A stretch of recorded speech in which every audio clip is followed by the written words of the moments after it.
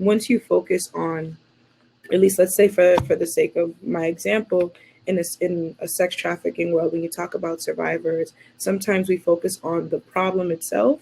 i.e. being the sex buyers, the system of prostitution, without focusing on what are the oppressions that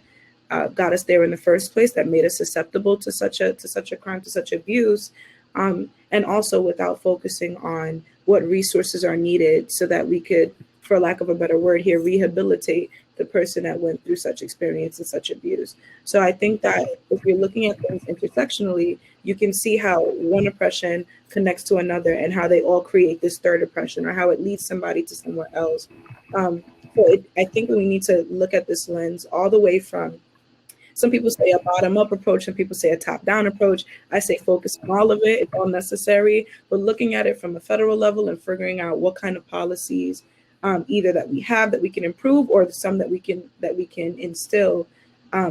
that focus on tackling all forms of these types of oppressions, not specifically racial justice, but looking at racial justice as it pertains to gender, ageism, ableism, classism, substance abuse, whatever have you, and also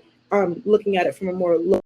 based level and trying to analyze what is it that we need so that we can, we can't eradicate the oppression in a day, but what is it that we need so that we don't have more people from these marginalized communities being re-exploited or re-susceptible to poverty, or not being able to make it out and just remaining in that system. So to me, it all starts with just looking at all forms